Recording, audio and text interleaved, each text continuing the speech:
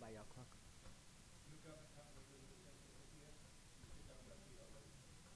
You picked out my seat? Oh, good.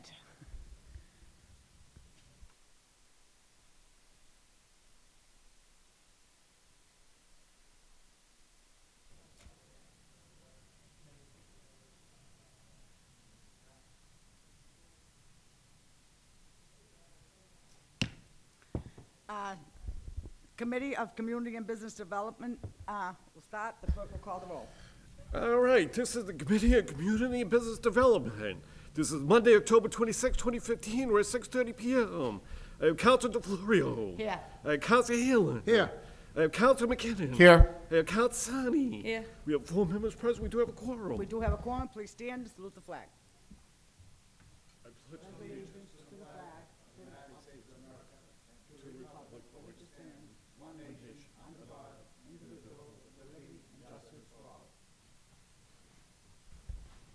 Madam Chairwoman, could we suspend the rules and take item number 2? Second. I have a motion, I have a second to suspend rules and read item number 2. Item number 2. This is to grant a petition for a second-class motor dealer license for Umberto Costa doing business as H&F Auto Sales at 3 Everett Ave. Can you make a motion to invite the We do petitioner? have the petitioners in the audience. If you like, if the petitioners could please come up.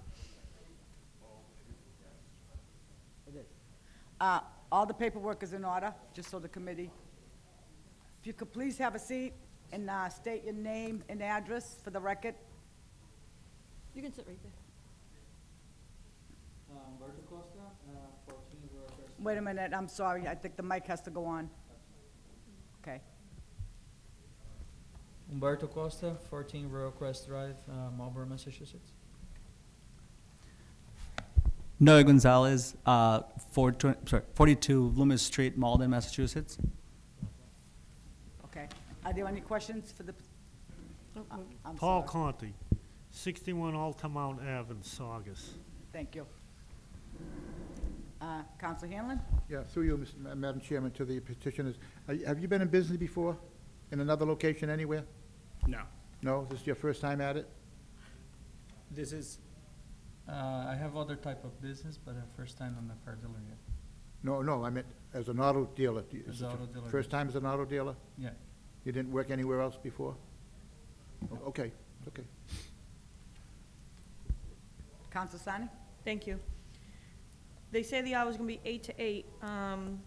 What, are you working open on Saturdays and Sundays at all, or? when I put the application together, I left it open up to the city councils to actually make the decision in terms of operational hours. That's just because I thought that was that's standard procedure. Okay, thank you. You're welcome. We, I threw you to our clerk, we're not open on Sundays, right? No, okay, no Sundays.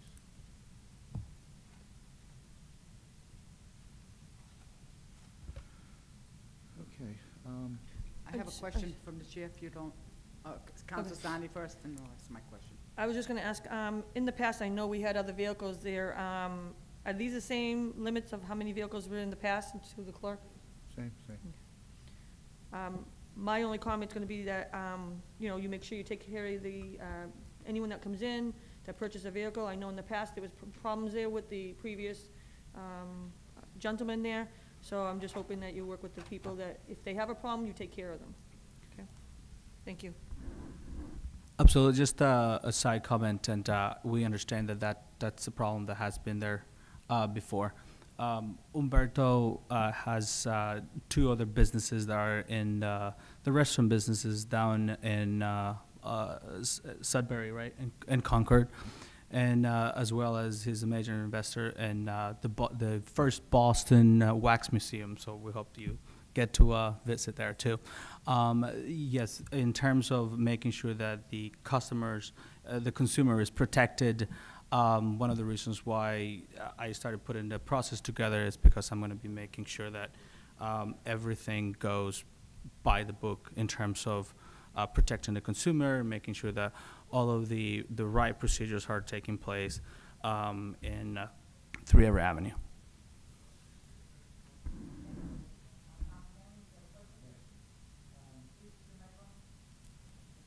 Thank you, ma'am. Are you, if someone comes back, if you sell an automobile, and someone comes back and says that the engine isn't working properly, you know, are you gonna fix that? Absolutely. So we do believe in the business that has to run properly means that, okay, so if the engine is not working properly, the consumer has first. Let me, excuse me, let me change that, Right. okay?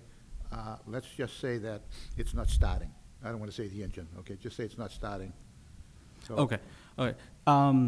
So the consumer has first his rights by the state of Massachusetts, and that is as a consumer. But we believe that the store has to supersede, has to go above those rights granted to the consumer, and that is first. We make sure that the merchandise is not on stock, it's not on display without first knowing exactly what the total cost of that is, and without knowing what's the state of the vehicle. And so it would be for that. That's the first step towards protecting the consumer. If a consumer for some reason drives a car out of the lot and somehow the engine won't start, we do believe that a financial risk has to be taken by the business because we need to find out first if the car was not properly inspected before. So we're always going to be looking first for the well-being of the business and the consumer as well. By looking at the consumer first, we need to we make sure that the business keeps goes in the right direction. Okay, okay. Not at the moment? Well, let them hang around.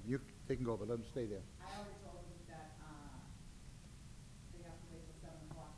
The whole body, I've already explained that to them, the whole body votes at 7 o'clock. Well, okay, I want to stay while we put restrictions on their license, because right now there's no restrictions, right, Michael? No restrictions? They left the hours open. 8 to 8? 8 to 8, okay, hours be 8 to 8? 8 to 8 on Saturday also? No Sunday operations? No Sunday operations? So is this a favorable recommendation with no Sunday No Sunday operations? operations. And the hours would be from 8 to 8, Monday through Saturday? Right. Is that correct? Okay. Wait a minute, I got a And question the on limit that. on the cars? I have a question. Is there any, to our, Madam Chairwoman, to our city clerk, is there any other operations now that are 8 to 8? Yeah, there are some even later.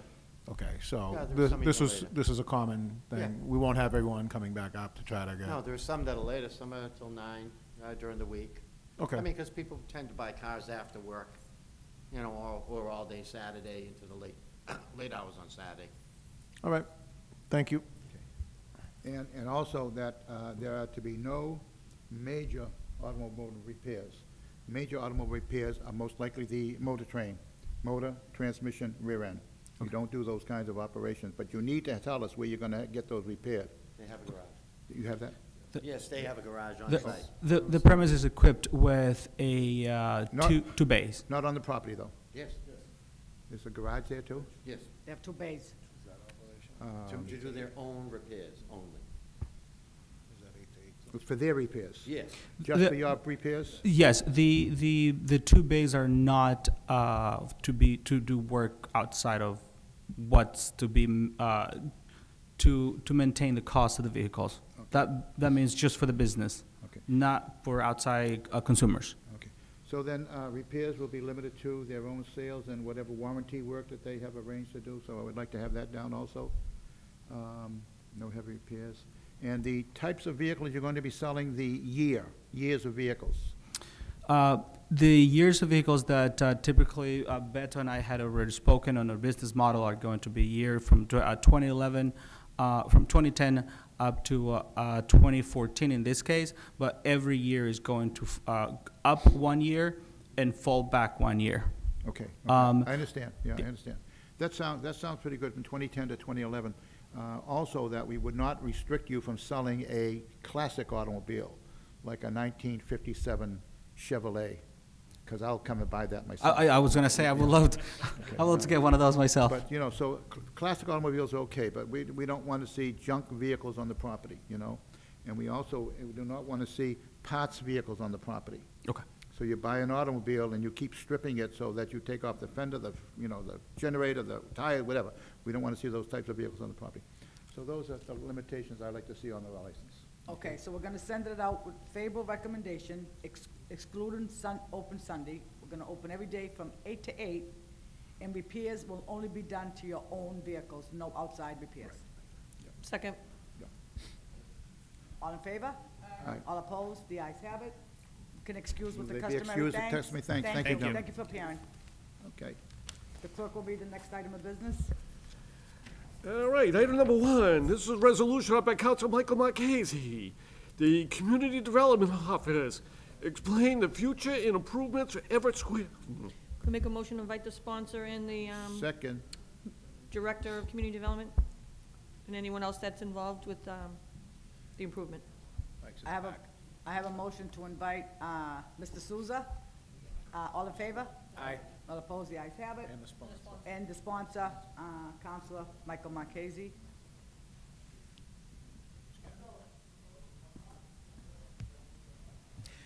Good evening. Good evening. Tony Sousa, Director of Planning and Development.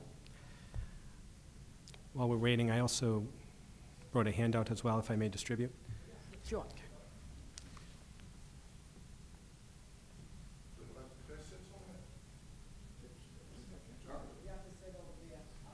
oh, he does? We gotta change that. I hate that. Thank you, sir. Thank you. Well, we can't discuss this tonight.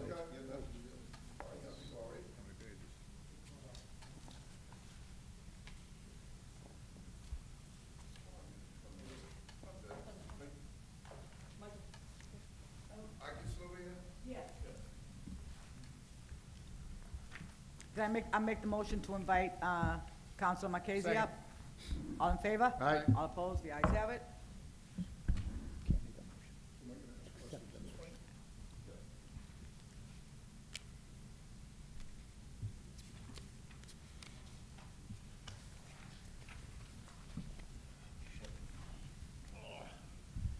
Who's this guy?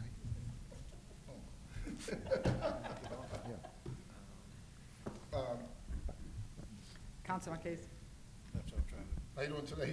I'm doing very well. What do we have for the future, requests Yes. and proposals? Is there any, are we gonna do anything down there? We're gonna tear something down, build something up, or? put Sure, parking sure. or anything? Well, first off, thank you for having me here and for having this item on the agenda.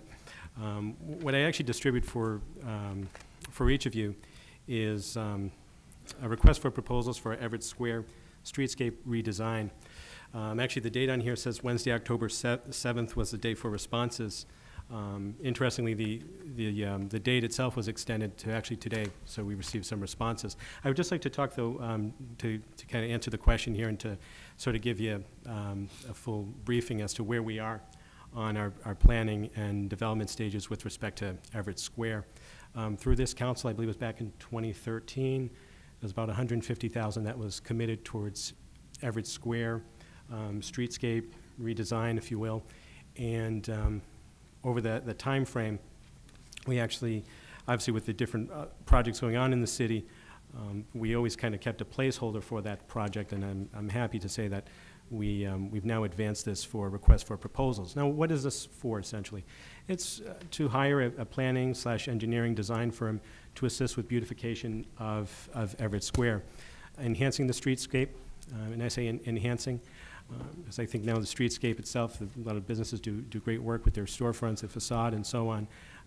And this itself would be basically to assist with, again, with improvements, enhancement of the sidewalks, of the parking management situation there, how we can improve that, how we can maximize on that, looking at possibly the addition of new trees and elements with respect to even zoning, if need be. The scope of work in greater detail is actually on page 8, which in itself, there's several tasks, and basically identify task number 1, identify community goals and objectives, extensive public outreach, which includes also meeting with members here and our members of the business community and residents as well.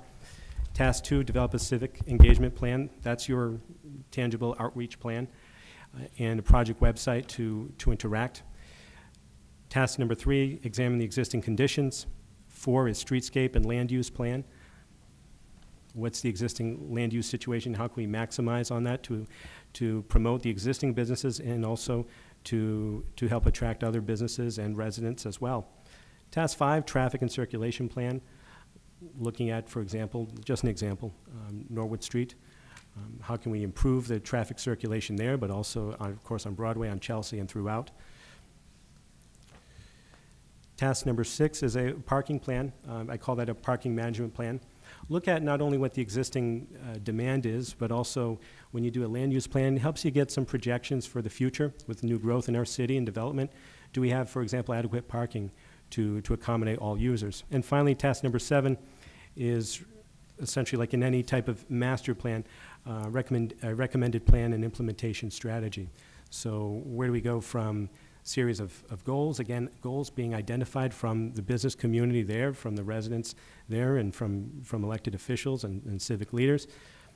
How do we take that insight, those that knowledge and goals, and how do we actually get to the implementation stage? I think it's interesting and appropriate as well as the council is looking at opportunities to, I believe it's to rework the sign and awning ordinance or to create an ordinance of that nature. Projects such as the Everett Square Streetscape Plan just goes to further enhance objectives such as that. Also, there's been some general interest since I've been around for outdoor seating, for the restaurants and so on, and we do have some businesses that do that. And this would help complement and support beautification of the area and help guide the planning and the direction for Everett Square. In total, we're not talking about a year-long project. It's stated to be completed by May 1st of next year. And like I said, we actually had the bid opening was today, and we received 5 proposals from, I think, there were all seemed to be wonderful firms and departments in the process of reviewing all of those proposals. So it is, in a way, a standard master plan exercise, but I think certainly something that is well needed and will certainly complement everything that's going on in the city. What I was talking about, I mean, I think we have enough flowers and beautification down there. I was thinking some kind of a wholesale project where maybe, you know, for instance, where we used to have the Brighams and stuff, when we put the green spot there, we took away that drive-through, and then we took away maybe the 10 parking spots. We actually took away all the stores that were there. You know, I'm thinking about wholesale changes. I mean, are we going to someday get are we going to make it easier for the store owners to maybe put condos on the 2nd floor? I mean, are we going to maybe remove some of these buildings that are small and keep retail on the 1st and maybe put 2 or 3 floors of condos up there and try to redevelop? It seems like all our interests are going to Lower Broadway, but most of the heart of the city is still Everett Square. I mean, I'd like to see something go on with the building in the corner of the Bouvier building. I mean, it sits there. It's a beautiful building, but if it's too expensive to do over, do we take it down? Do we run it all the way down and take everything down there and redevelop it, put a nice, beautiful building up? I mean, it needs a shot in the arm. It needs more than flowers, and it needs more than parking. It needs something there to bring people there. If it bring another 100, 200 people, then you could, you know, maybe open your coffee shops, put the proper restaurants and stuff there. That's what I'm looking at, you know. We have the Sachetta building, which is a beautiful building on corner. And, I mean, why can't we build 2 or 3 floors up there and combine, put some parking in the back, 1 or 2 floors up? Seems like there's a lot more to do than just, you know, make it, instead of eye candy, it's got to have some substance to it. And we don't seem to be doing that. We really haven't done that in 20 years I've been here. I mean, we just put so many flowers and outdoor seating. I mean, do you shut off a road altogether? Do you reroute the buildings? Do you tear them down? Do you push it back so the parking's in front of them so you can drive right off and get to it? You know, there's a lot of stuff. I mean, obviously, when it was set up there, probably it was before there was Route 1, before the bridge was there. There weren't as many cars, I'm sure, and so people could park there, and there's like 10 banks there at one time. I'm sure it was a big hub of banking one time prior to getting into Boston. But I mean, it doesn't say we've adapted enough to attract businesses there, to have a proper parking, to even if you, to bring a couple of, you know, places that have well-known restaurants in there, if someone had to buy it and let them stay there for nothing, just something to attract people there. There's something to kickstart the whole square. I mean, do we have anybody of interest coming down and removing some buildings and putting up new buildings? I mean, you know, that's what it needs there. Sure. You can't just, you know, we're just, we're trying to do something that can't be done again there, and it needs an overhaul. It really Sure. does. And your points are all really well taken. As a matter of fact, I mean, this is a redesign plan. It's basically a master plan, more than just landscaping. It's a land use plan. How do we maximize and how do we create greater potential for redevelopment in the area? Certainly do believe by these types of plans, such as, I mean, you mentioned about Lower Broadway, but even in the Commercial Triangle area, this helps get the conversation going, and it also helps build a blueprint for that area, in this case, that area being Everett Square. I completely agree with all the points you've made. I mean, looking at opportunity to increase the professional building, professional office spaces, increase housing in downtown. And again, also looking at, also an important element is streetscape and ensuring that the streets are clean, are safe, and are adequate for all users as well. I'm in full agreement with all your points. And this is part of the, you know, this redesign plan affords this further discussion through community input, through input with the businesses and residents in the area and throughout the city. So this is, I think, is a very important proposal to help advance all the points that you just made. I mean, So thank you. I mean, I just like to see, you know, something done down there. I mean, see, even a wholesale change. I mean, I go to Malden Square and I see what they're putting up there. Mhm. And of course, they're a lot bigger than we are.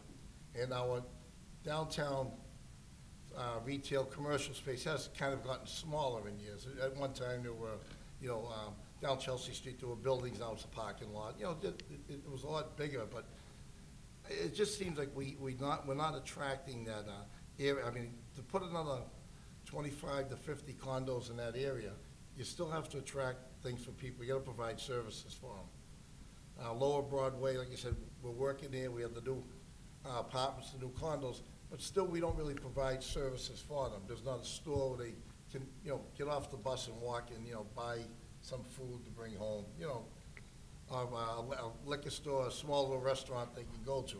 There's restaurants down there, but I don't know if they attract the people that are in there. So, I mean, there has to be something that's gonna accommodate new people to the area if you're gonna bring them in, yeah. Certainly. And, you know, I'd love to be on board and see that downtown area become a whole different, if they had to reconfigure it. I mean, like I said, there's plenty of grass and flowers there. It looks beautiful, but we gotta make it usable. And Absolutely. That's the issue at hand here. I'm all set. Thank you very much. Thank you. If nobody has any questions, I'd like to ask a question from the chair. Thank you. I've been working on trying to get Everett Square done for like the last 10 years. That's just the eyesore of the city. And I believe maybe we should put a committee together for all of us to put an input, because it's so important. You know, I like to see it be more friendly, like on Norwood Street, widen the sidewalks, put out tables, make Yes. that just one way coming down or one way going up. A lot of people coming from outside the city, they're not going up Norwood Street. They don't know how to go around. So we have to take that into consideration, because we want to welcome people that come from other cities also to come and spend in our city. Well, Norwood Street is tough to get to. People outside, the other people, they don't even know anything is on Norwood Street. So I think we have to consider making it one way, going the other way. There's a lot involved that needs to be done, and I would recommend, if it's okay with Councilor Marchese, is put a few of us on the committees that we can give recommendations, and let's get this done right, because I do believe, we don't have space in Everett. We can't build this way. We have to stop building this way. Unfortunately, that's what it is. We have to build up, but we also have to consider parking spaces. We have to consider parking garages, and I've been saying that for a long time. So hopefully, we put the money in the right place, and hopefully that's the next step is Everett Square. We need that done desperately. So, Absolutely. thank you. Oh, Counselor Sani? Thank you. So this request for proposal is so someone can come in and design the square for us? Is that, and they're gonna take input from the different departments and? Yes, and actually, even before that, you hire a planning firm to assist with the design through community input, through input from the council, from businesses, again, from residents and so on, looking at what the different desires, goals, objectives are of the community. Same as many of the points that have been mentioned here, incorporating those elements, if that's the desire, right? And to develop a strategy and give guidance as to how we can proceed with expanding or making changes maybe to Norwood Street. Just an example. I'm not saying that we're going to do that, but allow the planning process to go through. Talking about how to maximize in building space and how to promote professional office spaces, for example, maybe startups, housing opportunities. So very similar, although it's called a streetscape redesign plan, it's very similar to, I'd like people to think about our Lower Broadway master plan, commercial triangle master plan, where we have those consulting firms that come in that are really specialized in planning and urban design. And particularly in this case, I'd be looking for a firm which I'm confident that we have in the pool of the 5 firms that apply that have experience in downtown redevelopment. Downtowns such as was mentioned here in Malden, Somerville, and throughout Massachusetts and even the region. So Everett is very unique and has lots of potential and opportunity for certain.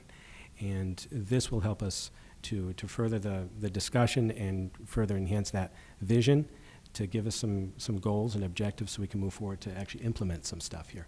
Do we have any? I'm sorry, we only have 2 minutes left. I don't mean to interrupt, but unfortunately, by law, we have to start our council meeting. So if this is something that we could just maybe continue during the council, I don't know what, what this body would like to I do. mean, I'd be willing to work at any kind of council with Mr. Souza. I mean, it'd be great to see maybe a little boutique hotel in the corner of Bouviers instead of all the crap that we have there. Who knows? I mean, it seems crazy, but, you know, who knows? You may get 40 rooms. That's 40 people a night that, you know, we can provide service for downtown and, you know, change the complex of it and try to rise it up a little bit more. Councilor McKinnon? Through you, Madam Chairwoman, to the sponsor, so what we should do is direct this towards a committee that we could select a few of us as a board and then meet with Mr. Souza. That's what you're wanting? Okay. I'd like to put that in the form of a motion, so So we want to start a committee, a committee? so we have input and also communicate with Mr. Souza as well. So in other words, we want to meet with the person that's going to do this design. We want to tell him what we want, not him come with the design, then us change it. Exactly. Is that correct? Yes. Okay. So we're going to refer this to Mr. Souza. Who do we refer to? We have to refer it to the council, and then the council president, Yeah, with that the would go- recommendation that the yes. council president pick a committee of, what, 5 people? You name the number, 3 to 5. Anyway, it has to be 3 or 5. So it would be the committee as a whole?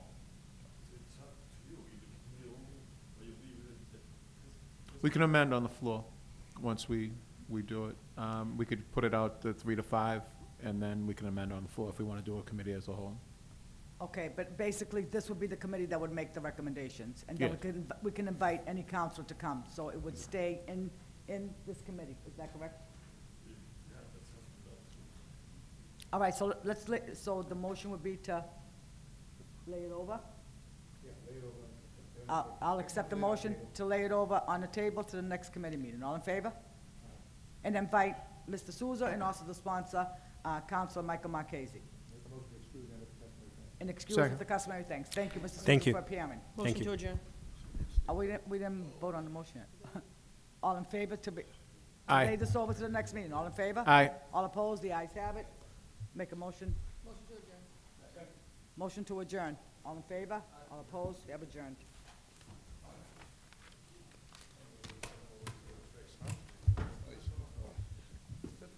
That'd be like the, something like that.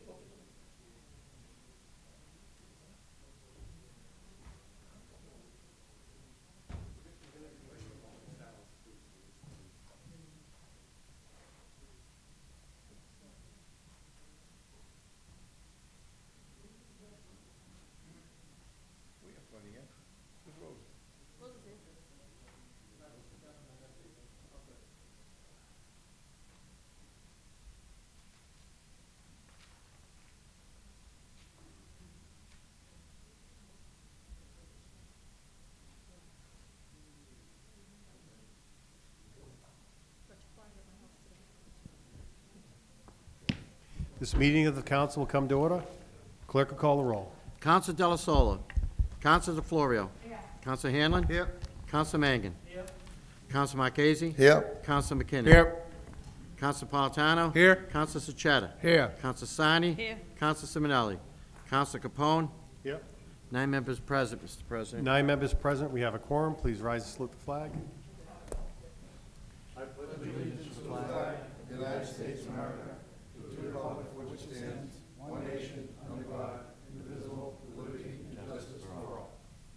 If we could please remain standing for a moment of silence. We've lost some folks since last time we were here. First is Paul DePiero, who is the stepson of our registrar of voters, Maureen DePiero. Ernest Keller, who is a retired Everett firefighter who served the city for over 35 years.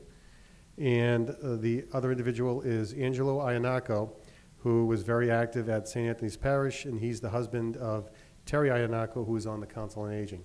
So if we could please just remain standing for a moment of silence, I'd appreciate it. I'm sorry, Mr. Chairman, we also lost another young life in Everett, 28-year-old. Just lost a blank. DeSalvo. Jimmy DeSalvo. Yeah, DeSalvo. Yes, Jim DeSalvo. Absolutely. We add Yeah. him into our thoughts as well. Thank you. Please remain standing. I'd appreciate it.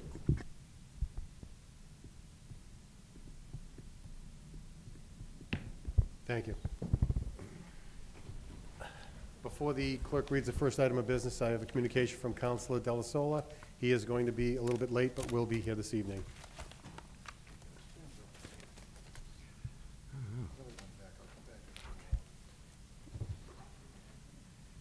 Chair will accept a motion to open public participation. It's been moved and seconded to open public participation. All in favor? All opposed? You have opened public participation. Do we have a sign-in sheet at all?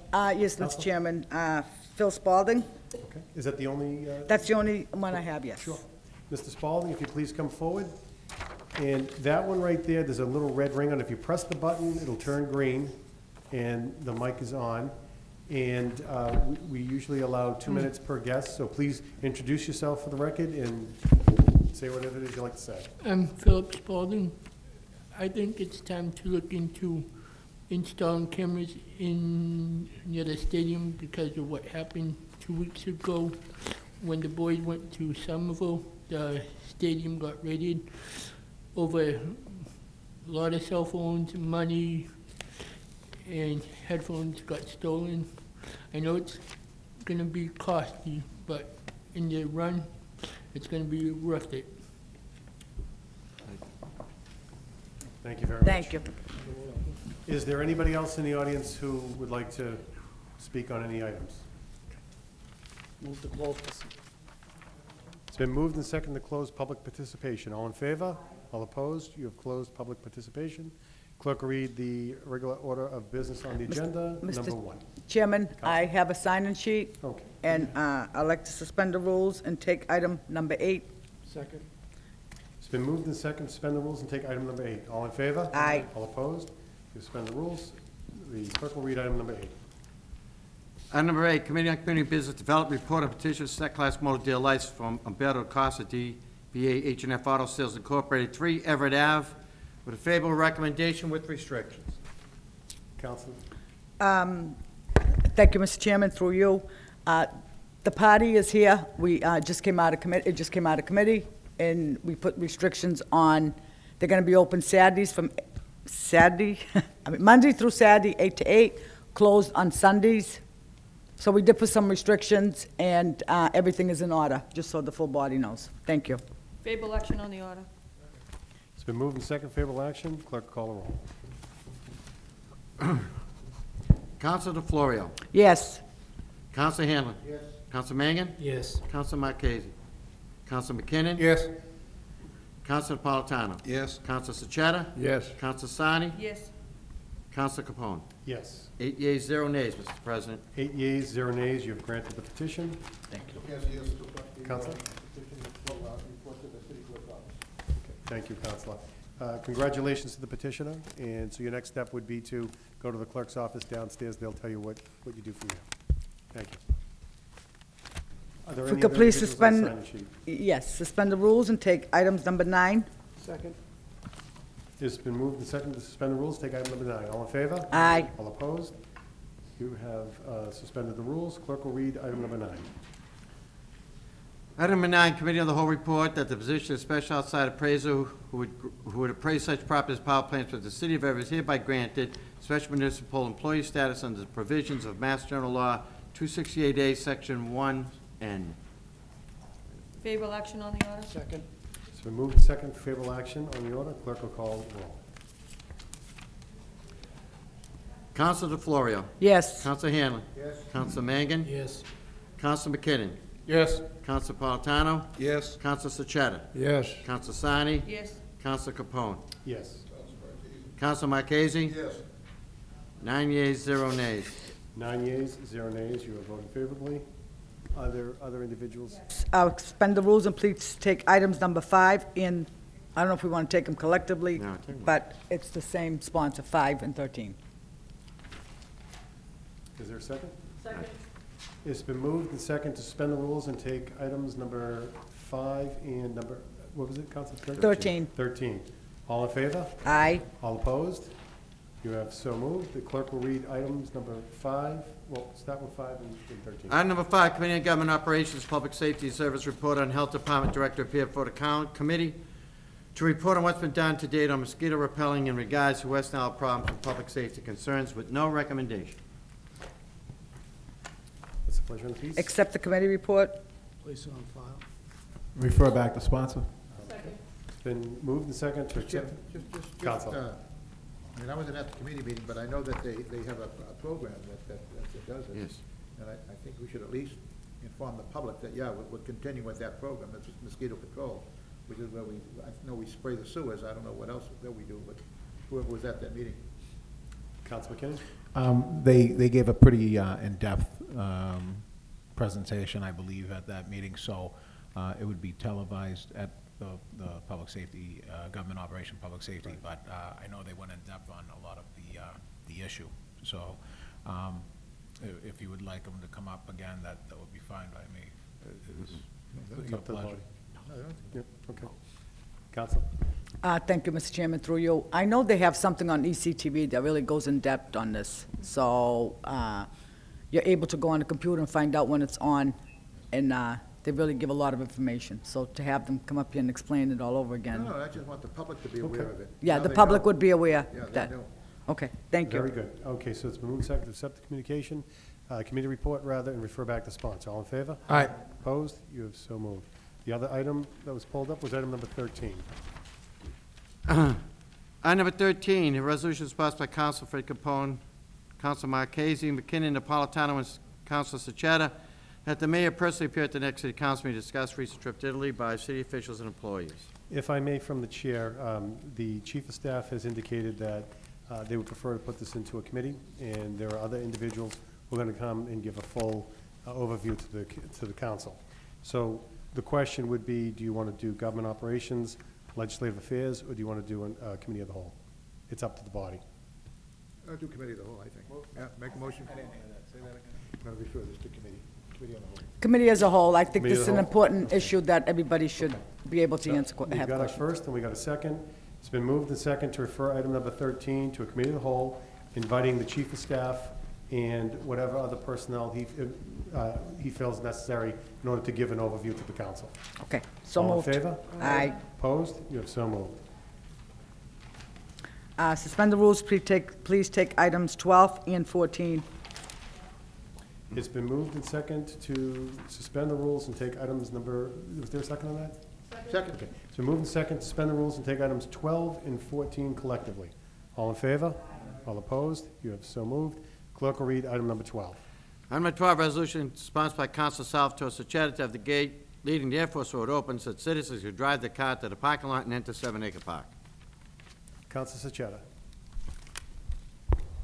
Yes, I was told at the last meeting that the mayor sent a letter to the MBTA, and they hadn't heard back.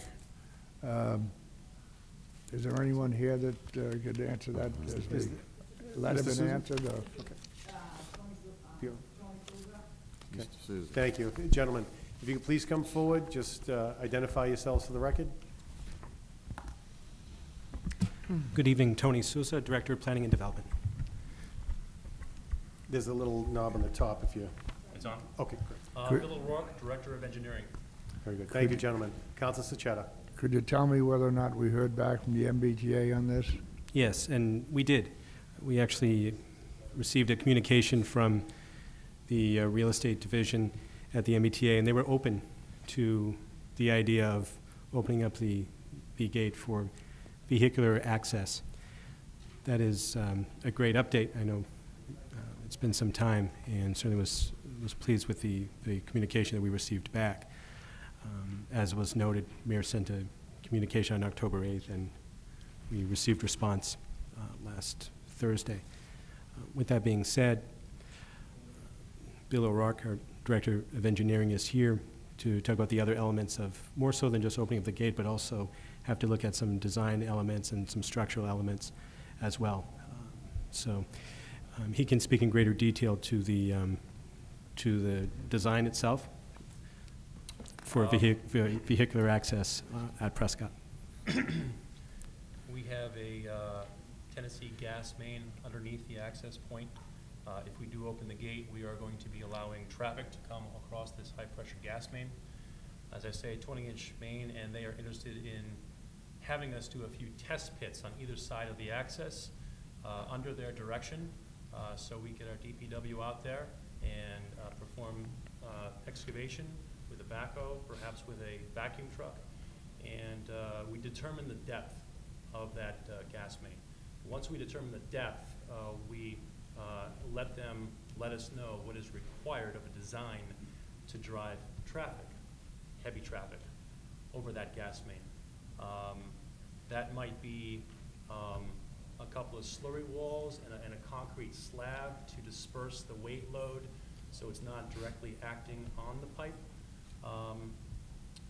to perhaps nothing. So maybe we might need a slurry wall and a slab. In fact, if we had a high pipe with only perhaps 18 to 24 inches of cover. But if it was down deeper, perhaps 6 feet of cover or so, they may require nothing of us. But we have yet to determine that depth of pipe and what the requirements might be of a design. We had trucks, first of all, thank you very much for the information, and I hope we could proceed with that and get this gate open. But we had trucks travel over this when we were doing the park design. Heavy, heavy trucks carrying all kinds of loam and dirt and so on to cover up the contaminated soil that we had there. And we've had no problems with that pipe whatsoever. We also have a big development there with apartment houses that are gonna go across that line anyway. Are they supposed to do the same type of a deal that you're gonna do to make sure that they have the proper design to go over that road? I believe so. I was not involved in the Parkside Apartments design. I have not seen the plans, but I did hear they had to put in a similar type of slurry wall and slab system to disperse load to not have a direct impact on that pipe. That is many hundreds of feet to the east, and we'd be many hundreds of feet to the west. So we would have to do another set of test pits to determine depth of the pipe, and they will let us know the requirement of what we would need to do in order to take heavy traffic over that pipe. The next thing I want to ask is, if we open this gate, we could just put a sign there, no trucks allowed. That'd make it easier for you too, because there's no reason for a truck to go over that. All I'm asking for is access to the parking lot, and most likely it's going to be cars, that's all. Agreed. So that, We've had this discussion in-house. Oh, you did? We agree. We would like to sign Prescott Street in the vicinity of the crossing, and no heavy trucks. But that doesn't mean you might have one or two moving trucks, perhaps, that might go through that section a few times a year, perhaps, and that's what we'd worry about. And that's what, from the point of view of the gas company, that's what they worry about. So we might have to take some steps to allow for heavy trucks, even though there won't be a lot of heavy trucks. the last question is, how long do you think this is going to take? I've waited a couple of years now, so I could wait a few more months, but I would like to see this opened up least the springtime. The winter's coming, so you're not gonna be able to do anything too much anyway, as far as. Right. The design certainly can take place over the winter. I have put some feelers out to DPW for the availability of their backhoe and equipment. I've asked the gas company to contact me. They haven't gotten back with a quick discussion on scheduling these test pits. That is the first step. Once we get that, they'll go back and forth, let us know the requirements of the design. We can do, I believe, an in-house design. Yes. Put something together, put some specs, bid it out over the winter, and hopefully get a contractor that can build this rather relatively quickly for us. So next summer is not unreasonable. Next spring would be better. Spring? Sure. Thank you very much. Council Della Sola. Good evening. I have a couple of questions. We should find out when that line was installed. I work for the gas company, but not that one, okay? When that line was installed, because we used those for years and years, the access road into the old GE. Mhm. So I don't know if that came after we closed it, or if it was there before it was closed. Because there was everything, as Councilor Sachetta said, there was everything going down. I live on Prescott Street. Mhm. And they used to come down that street and go right into the G itself. Right. And the other curiosity was, on Waters Ave, they got permission to cross, maybe someone can correct me if I'm wrong, they have permission to cross over that bike path while they were developing, correct? Correct. What standards did they have? Sure. Or what rules did they have to go by to be able to go over that path and the gas main itself? Sure. So actually at the time, and likewise, I wasn't here, but certainly had to review that file for the planning board and for planning purposes. To answer your question, they did have to get initial approval from the MBTA, same as we did here, and also approval from the gas company as well. They had to show some type of conceptual plan that also, and I'm going to get this incorrect, but some type of structure or what they're using for protection over the gas line. And likewise, too, what they would be using, what the surface would be used for.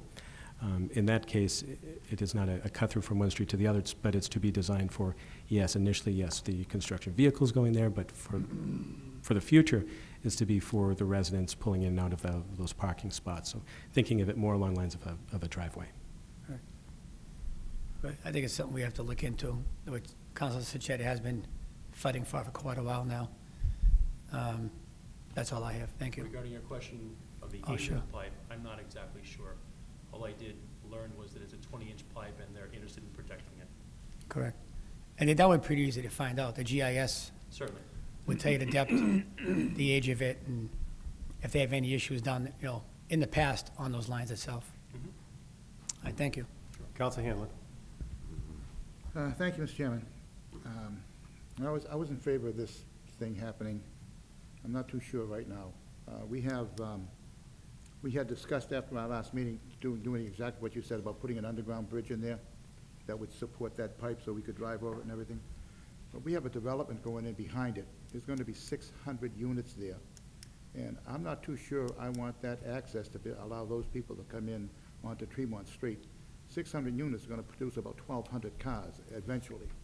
I know they won't all be coming that way, but even if half of them, or a quarter of them come over there, there'll be a lot of traffic getting onto Tremont Street and up through the other streets that are in that area. I think we have to just stop and think about that for a moment before we do that. I think a good thing to do would be to ask if we could put a foot passage gate in that thing that would be open all the time. I'm not saying we have to do that right now, but to get that done so at least people could park on or near Tremont Street and walk through at all times. So, and that certainly wouldn't do anything to the pipe underneath, but it would stop the vehicles from going over there. Because if that project goes through, I'll guarantee you that those vehicles will be coming through there. Even if they promise that they won't do it, they'll come through. And those people will be citizens of Everett. They won't be strangers. They have as much right as anybody else. So that's what I'm kind of really concerned about now. I mean, if you had voted on this last week, I would have said yes. But now that I think about it, I mean, think about 1,200 cars parking down there. Most of them probably coming in, Santilli Highway and everything, but if they're going to go out where they want to go the other way, they're going to want to go up Everett Ave, use those streets to come back and forth. I'm pretty sure, but I'm not positive, but I think that's what's going to happen. I think we gotta really think this out a little bit more before we say, go ahead and do it. And just if I may, just a quick thought on that. It might be worthwhile to, as we advance the conceptual plans and gather some more information and identify costs, funding source, and so on, maybe down the road to have a public outreach meeting, get some neighborhood feedback. Just a thought for the council. Yes, that would be a great idea. So, I'm not gonna make a motion, whatever they wanna do. Council Sadi. Thank you. A while back, I put this on for proposal, and my concern was also parking for the parks and also for the Main Street traffic, so that some alleviation. And my discussion was making it residents only. Council Delasola did mention another thing, while we were talking, is make it a one-way, so this way you're only going to the park, and this way you can't come back. So this way, what Council Hannon just mentioned about some new development that we haven't really heard much about, they can't come up through that way, you know, so looking at that way. But my concern was, the gas company, wouldn't they already know what they need there, how far they already have, what the depth and everything is? Shouldn't that be on file, that, why they're making us do the work? Because that's a cost factor to us, correct? Not tremendous. If we do this in-house, it's probably a day of work under their direction.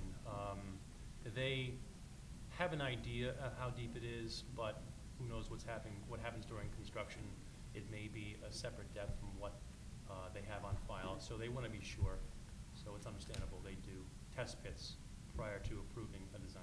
Okay. And they also mentioned the Waters Ave project. Wouldn't it be just similar to what they already just had to do? If the pipe is in the same length, wouldn't that go straight across the same depth? Prescott Street is 500 to 1,000 feet to the west, and pipes as they travel that distance can vary in depth. So the prudent thing to do from a point of view of a gas company is to do separate test pits in both locations. Okay.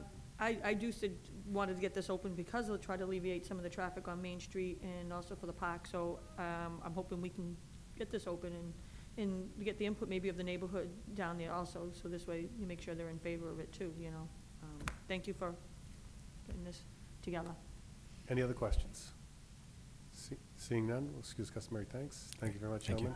Same gentleman on item number 14. Okay. That was the reason why. We just have to- But if we could hold, We have to vote on this one. So Okay, we'll I'm get to sorry. it. Thank you, Councilman. We will get to it. On item number 12, absolutely. So sit tight. Thank you. What's the pleasure of the councils before you? Item number 12. We're still on 12. We have to vote on it. Do you refer back to sponsor, or do you want to do something with it? On number 12, referred back to sponsor. I'll bring it up back in the spring. Very good. Thank you. Is there a second? It's been moved and seconded for item number 12 back to sponsor. All in favor? Opposed? You have so moved. Item 14 is before us. The clerk will read item number 14. Item number 14, resolution sponsored by Council Salvatore Sachetta, DPW Director and Code Enforcement Director, report on Tremont Street investigation and flooding on September 30th. Council Sachetta. Do we have, you gentlemen going to answer this? I'm going to respond to this. Okay. Have you checked into this, and could you give me some information on it? I was hired August 3rd, and on August 3rd, I became aware of this important project. I have personally been down there and investigated the area. I walked downstream into our only wetland that we have here in the city, trying to find the outlet culvert pipe, and I did not find it. What we have in this intersection of Elton and Tremont is a 24-inch line that travels southward to the intersection itself, and it has nowhere to go at that point. What the city did a few years back was put in a bypass pipe, and I believe it was an 18-inch pipe for perhaps 50 feet to head into another drainage area that takes the water from the South Creek to the North Creek discharge of the Malden River. Wasn't an ideal situation because that bypass pipe, perhaps 50 to 100 feet long, leads into a 12-inch pipe. We've had a consulting engineer help us out with this area, and with our city being as impervious as it is, they are recommending a 48-inch pipe from this intersection discharging to the South Drainage Creek. We are currently working with this consultant to design this culvert pipe. Like I said, the 30-inch culvert pipe was a corrugated metal pipe installed perhaps 75 or 80 years ago. Corrugated metal pipe only has a design life of 50 years. So we're well beyond into that and beyond that design life of that pipe. Therefore, when I went looking for it, traipsing through the wetland area there, I just didn't find it. So which leads me to believe that when we get a large rainstorm, all the water comes down to this intersection and bleeds through the bypass pipe to relieve itself, and it also bleeds, it exfiltrates the pipe. The pipe is very old, and there's cracks in the pipe, and it will exfiltrate the system into the ground. And this happens, unfortunately, until the system can catch up with itself. And this only happens when we get rainstorms that we had on September 30th. This was a 4-inch rainstorm we had in perhaps a 4-hour period. This is a very infrequent storm, very unusual. Drainage systems are designed by engineers for a 10-year design storm. What we had on September 30th was approximately a 75-year storm. And when we get infrequent storms like this, we hear the weathermen say all the time, localized flooding. Well, that's what we have. If we were to design for a storm like this, it would just be cost prohibitive.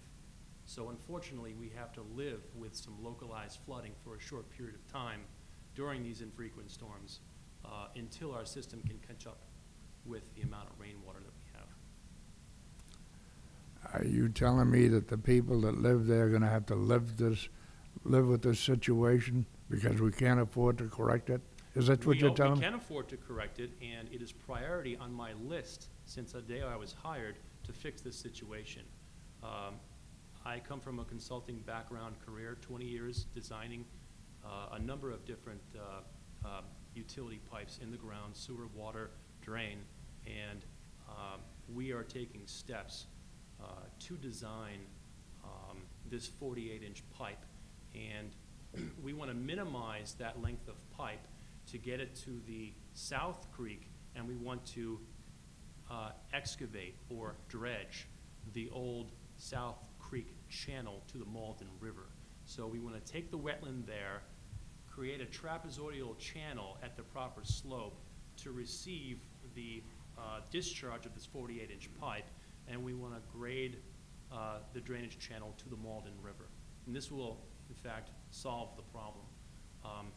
We're at a point now where Parkside Wellington is performing the first 2/3 of this design, and that's well underway.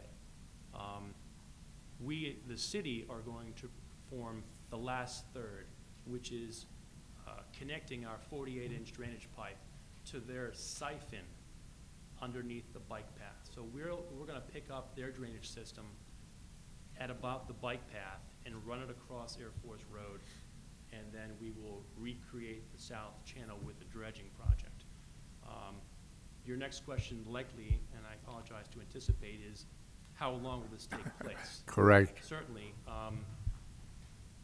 Permitting, we have to go through a permitting process. Army Corps of Engineers, Local Conservation Commission, and I can't give you a set date on how long this will take. However, I had a preliminary phone call with the Army Corps of Engineers, and they did say this is a pretty straightforward project, and it shouldn't be too bad of a permitting process. This is priority on my list.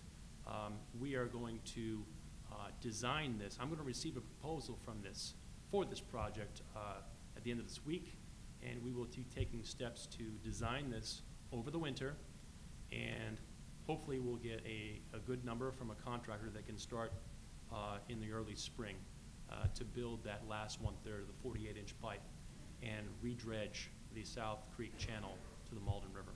Thank you very much. Council McKinnon. Do you have a number on that yet? Any costs associated with this? I'm Nothing yet? afraid not. No, I do not. Okay, so you'd have to put it out to bid and then. Absolutely. Okay. Let me see. So we have this 48-inch pipe that we're going to utilize, so the public knows, to have drain water be excavated out into the Malden River, is that what you're saying? 48-inch pipe, yes. Right now, there's a The 12-inch and an 18-inch? Right now, there's a 24-inch pipe that comes into that intersection. There used to be a 30-inch pipe that carried it out to the South Creek. I can't find that. It's not working. They put in, I believe, an 18-inch bypass over to another sub-watershed area that drains this intersection to the North Creek. That bypass pipe, it doesn't matter its size, whether it's 18 inches, 48 inches. What that pipe ties into is a 12-inch pipe that runs for 200 to 300 feet until it upsizes in Tremont Street up to a 27, and then it upsizes to a 40, and then it runs out to the North Creek, all right? That 12-inch pipe is what we are constrained by, and that's why we have flooding for such a long period of time in that intersection. We need that 12-inch pipe to catch up with all the rainwater, and it unfortunately just takes time. So by putting this 48-inch pipe in, that'll alleviate the problem? Yes, by putting the 48-inch, we will be draining the 24-inch pipe. We will be plugging that bypass to the North Creek area and reutilizing the South Creek as it was originally designed. Okay. And you'll let us know when this is all going down, and we'll be looking for pricing and stuff like that? That's what we're going to be looking for. Okay. Thank you. Council Sani. Thank you. You mentioned Parkside Wellington, the Waters Ave project. Is that design, where is their water going now? Is it stopping at a certain point and backing up? Or you mentioned that they have, that you're eventually going to be going into they're going so many feet, and then you're going to pick up the last so many feet? That's correct. Where the water goes now, it goes from that intersection through a bypass pipe into a 12-inch pipe down Tremont Street until it gets to the North Creek discharge pipe. That's what happens now. It's a undersized pipe, and it takes time when you receive a storm that we had on September 30th to drain all that drain water or runoff water through a 12-inch pipe. That's the constraint. Does the developer know that at the Parkside They know Wellington? that. They knew that when they were building that, so They know that. then they're paying for the cost to get their water off their property so it doesn't back up into Tremont Street in Elton? They are paying for the cost to drain the water off their site into our drainage system, and they are helping us design 2/3 of the drainage project that will help the city, and we are going to help out by designing the last 1/3. So my concern was, the people that have been living there, they've always had a water problem, but now with this project coming in, their drainage is now still coming back up more or less into that area still, because they don't have really nowhere to go, correct? It's stopping? The water, it takes time to drain out of that area via this 12-inch pipe. It's under capacity. When Parkside Apartments puts in their first 2/3 of the project, and when we come in and complement that project by building the last 1/3 with the 48-inch pipe and redredging the South Creek, we shouldn't see any flooding in that intersection. How come the design for this project wouldn't have their water lines done first? Why did they build the building and then not do all this groundwork and getting their pipes in? That's a great question. I showed up here on August 3rd, and all of this stuff has taken place prior to me showing up. I can't answer that. All right, thank you. Council Del Sola. I'm just going to echo the words of Councilor Sani. When they designed the building, knowing that smaller pipe was out on Tremont Street, shouldn't that have been upgraded when they did the design to run their water off into that catch basin?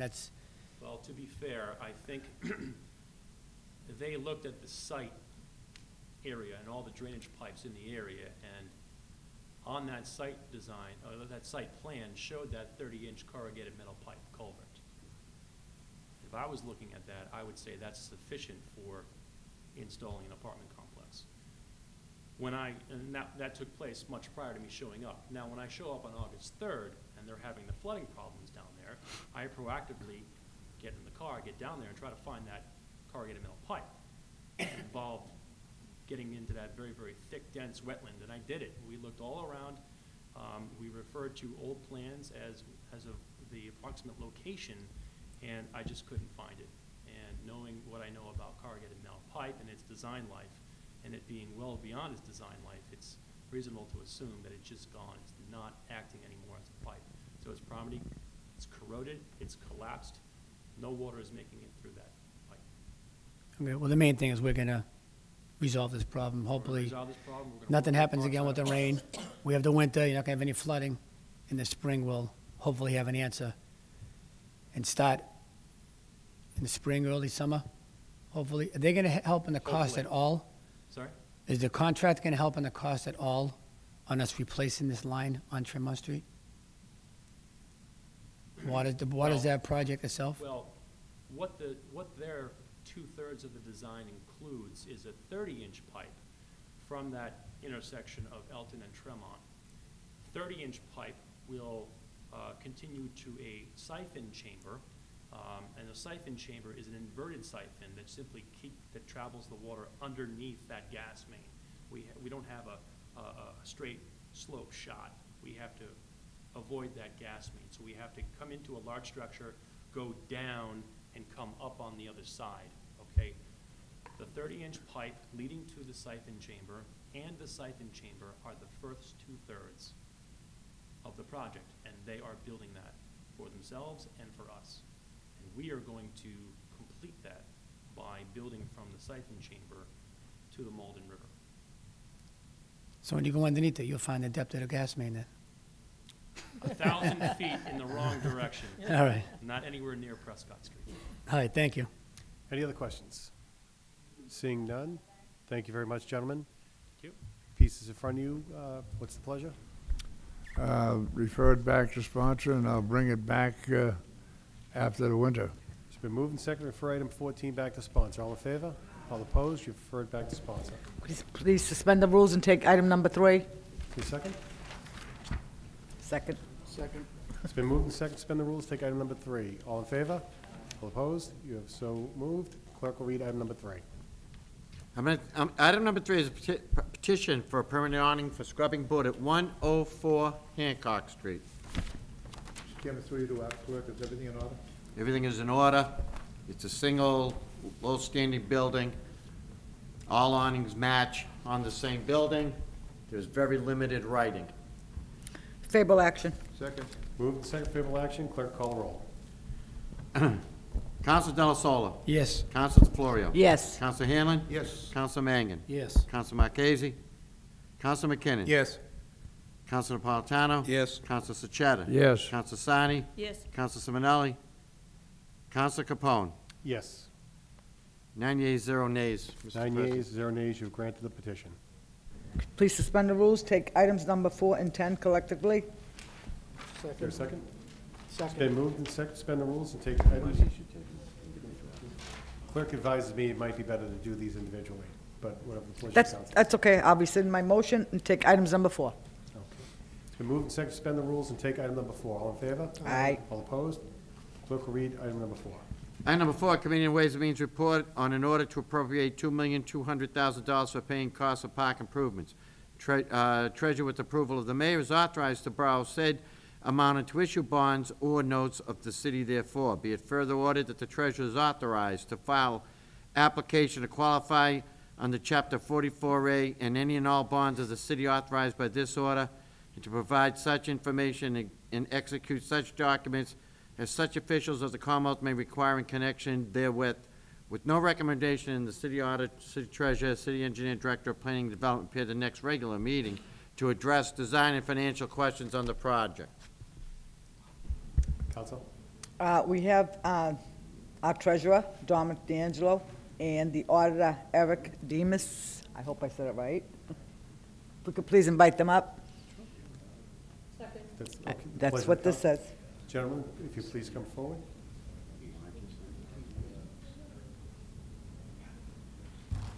If you could please just identify yourselves for the record.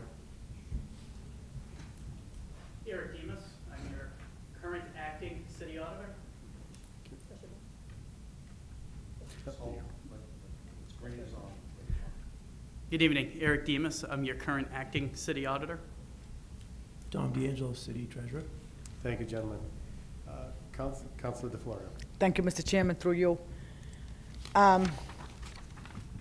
In regards to this park going out to bond, the question is, for me, is how long is this bond for? What's the interest rate? And how much is the payment?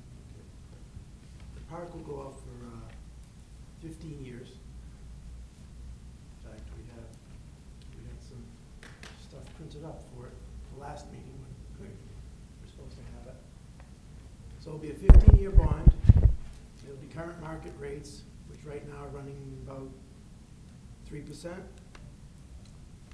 Average yearly payment will be roughly $185,000 to $190,000. Now, do we have anything falling off the bond, anything that's gonna be paid off that will We have cover a stuff- portion of this? We have stuff falling off every year. Okay, and how much, do you have that figure for us? And if you don't, that's not a problem. I know we're supposed to ask you these questions. Here's our last aggregate debt statement, if you guys want to look at it. And have it passed out.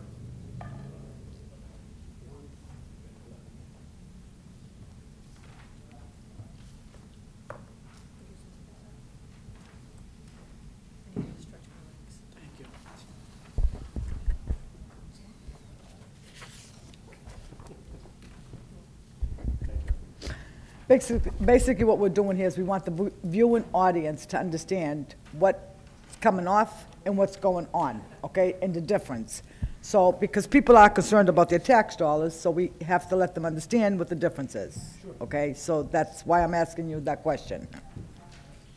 I mean, as you can see from this, our debt is going down every year. I mean, obviously, we're adding debt every year, but old debt is falling off. So the idea is to try to keep our debt no more than it is now, going forward. So as things fall off, we're adding stuff on, like with the capital projects every year.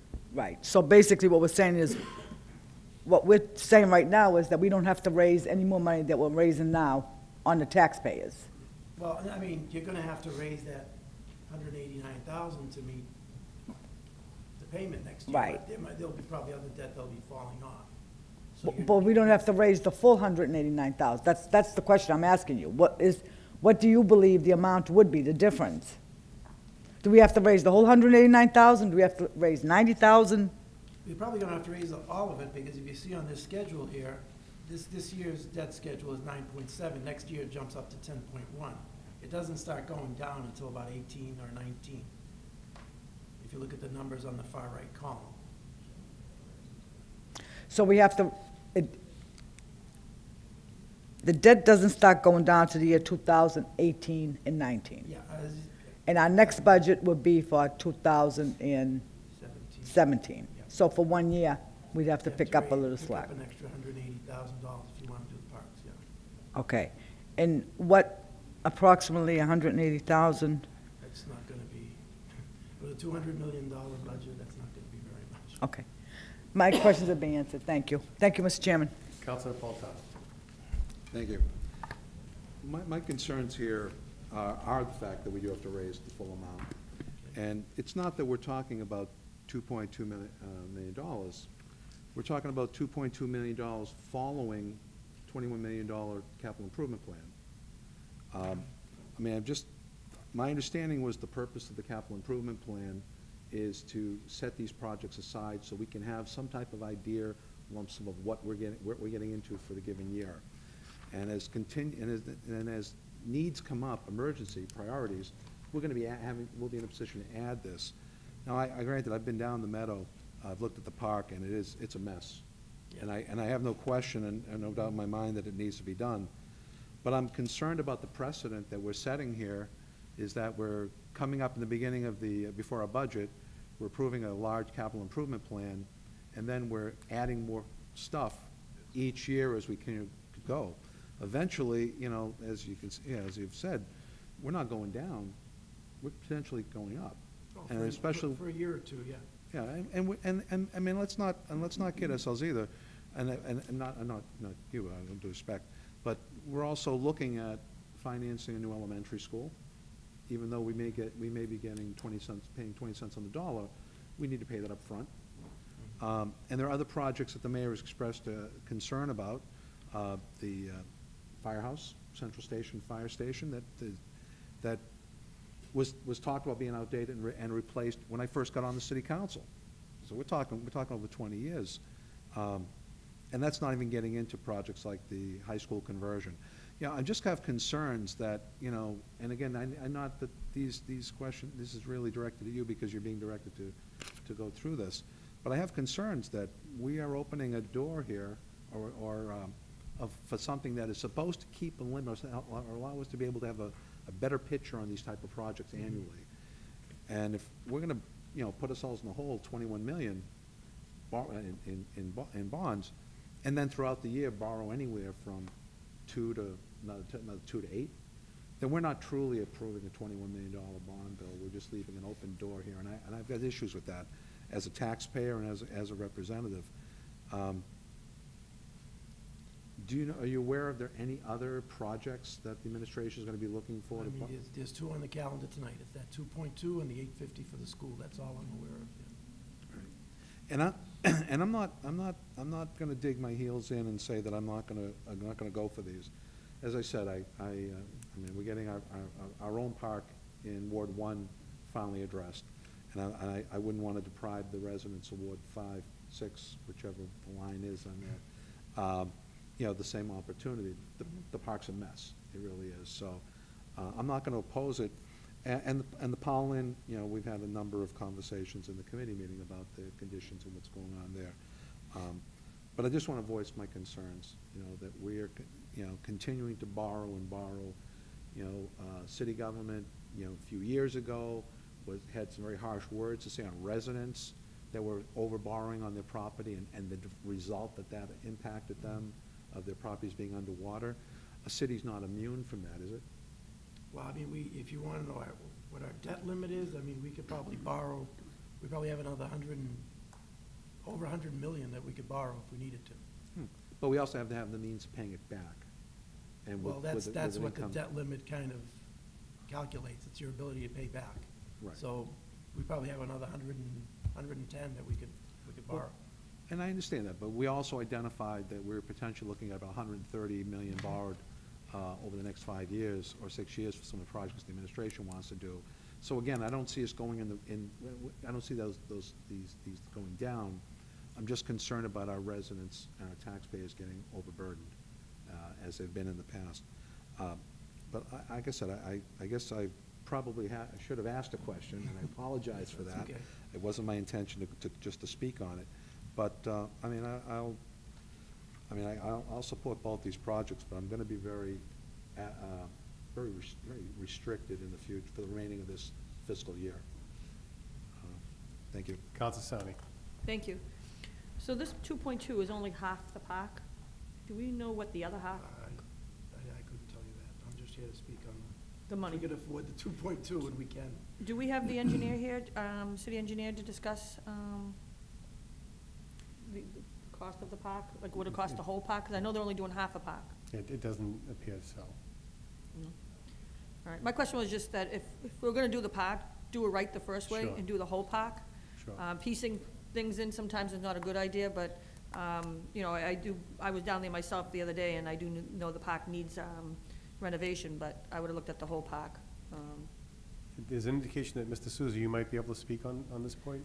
Would Well, you I'd like to have have Mr. Souza before us? Yes, I'd like to make a motion to invite Mr. Souza. Mr. Chairman, Counsel. I object to inviting that person here for the reason that that person has not been prepared to answer these questions. We should not ask anyone to Well, come up. here's with that, that's, hold on, councilors. Under the charter, we are to give 7 days written notice. So it's not expected that an individual would come forward and be able to answer. However, if they have the answer and they have the inclination to answer, they're welcome to. So if it's unfair to put you in that position, Mr. Souza, we won't do that. But if you feel that you can answer the question, by all means, we'd love to have you up here. Councilor Napolitano. Yes, this piece already came before us in committee, so Mr. Souza has spoken on it. I don't think the question is anywhere in a realm that goes beyond what he's already presented to us. So I would hope that if he is able to give us Okay. some additional information. Still a violation of our charter. Okay. I'm standing by that. Okay. Would you like to have Mr. Souza before us? Yes, please. Mr. Souza, if you please come forward. Did we vote on that? Please, we didn't vote on that. Let's vote. I want to go, I want to be Okay, official. Absolutely. It's been moved and second to have Mr. Souza before us. All in favor? Aye. Opposed? Aye. Mr. Souza, please come forward.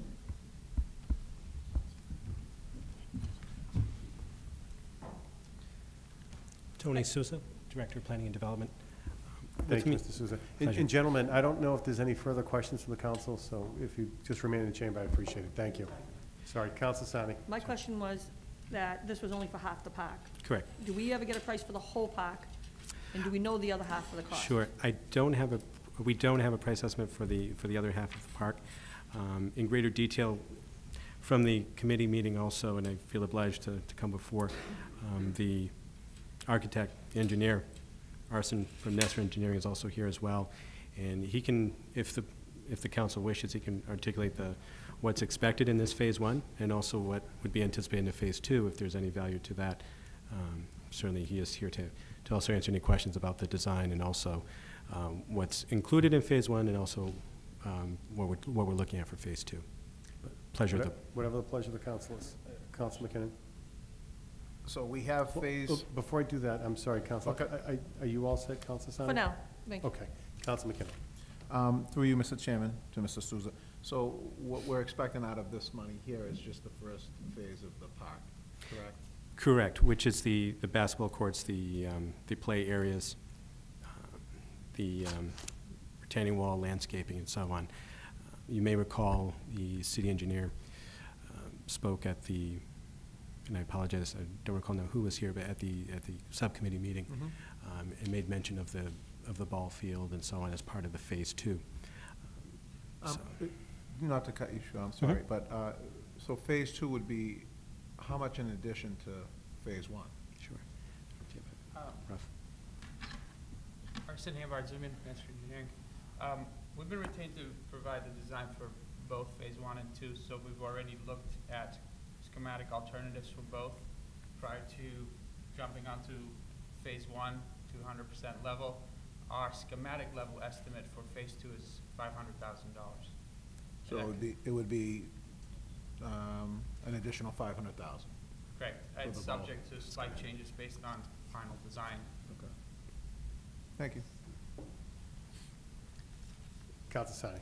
Thank you. So phase two is just the ball field then? Yes. We looked at the ball field with its amenities as well as a small dog park. Okay. To me, for $500,000, I think we should do it all at once, not piecing it in, because they're already there, they need to do everything and do it right.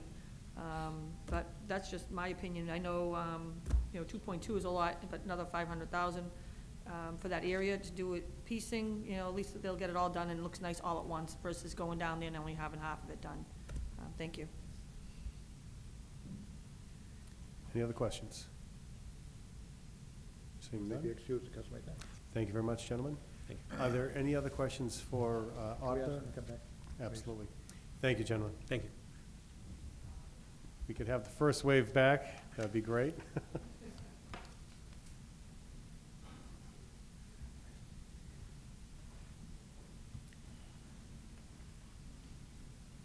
Thank you, gentlemen. And again, for the viewing audience, if you could please just reintroduce yourselves one more time. Eric Demas, Acting City Auditor. Don D'Angelo, City Treasurer. Thank you, gentlemen. Council Hamlin. Just a quick question, Mr. Chairman, thank you very much. Through you to Mr. Domenico. The $21 million that Councilman Napolitano was talking about, is that in the $70 million that we have here? No. No, that has not been borrowed yet. So then this should be actually $91 million. That's what, Well, because, I mean, if it's coming on top of us. Well, I don't believe it's 21 million. I mean, I've only seen what you passed for the capital, which was. What capital improvement we're talking Yeah, about? we passed 14, and there was another 2.2 for water sewer, and another 1.5 for the school study. That's all I've seen so far that's passed. So is that a capital improvement plan for a number of years? Was that like 5-year plan? Well, that was the one that was passed in the spring, back in April, I believe, when the budget was being done. How can we get what's going on, what's active and what's not active? So let's say we did approve $21 million, and we don't know, Well, let's the say point- only $9 million has been spent. How do we know which has been spent and which hasn't been spent? Well, the auditor's office can tell you what's been spent on it. Once you approve, I'm sorry, what we borrowed, not what yeah, we spent, once what we you've borrowed. approved an order, they're allowed to go and spend on it. Right. Then we have to borrow to make it whole. Yeah. The auditor's office can tell you what's been spent on a particular project up to now. For example, there was like many things that were passed in that capital improvement budget. Some of them have been worked on heavily, some haven't been worked on maybe as heavily. So, I mean, if there was 14 million, maybe 7 has been spent, I don't know. But they could run the numbers on that and tell you that, if that's what you want. Thank you. Council McKinnon. So we can get the numbers for that, correct? That's what we would. From the auditor's office, I Yeah, so believe, we, yes. we want to know what was spent and then what was actually borrowed, so. Well, we haven't borrowed anything yet. Not yet, but we're going to. We're going correct? to, yeah, we need to. Yeah, to cover exactly. it, what we spent, yeah. Yeah, all right, so, when could we get those figures? I'm actually here one day a week. Today was my day. I'm What I sorry. can do is, that's fine. I can certainly talk with the finance staff tomorrow and let them know what your request is. As far as how quickly they can turn that around, I'm not really sure. Expenses on the capital improvement, that's what we want to know. Sure, How they should be much has been expended already on, and, or how much is going to be coming out of that from this? Okay. It should be very quick and easy for them to turn those numbers around. Okay, thank you. And So then, by our next meeting would probably be Yeah. sufficient time. Okay. By the next meeting, Okay. could we have them? Sure. Also, on, just a quick question. We're borrowing this money for phase one, correct? And then we're going to be looking for an additional 500 for phase two. That's what they're looking for. Unless you amend the order tonight. So we can amend tonight I believe you could. I mean, Okay. I would ask the city clerk, but I think you could amend the order. if we chose to, we could amend. Yeah, if you Okay. chose to, yes. Thank you. Council Mangan. Thank you, Mr. President.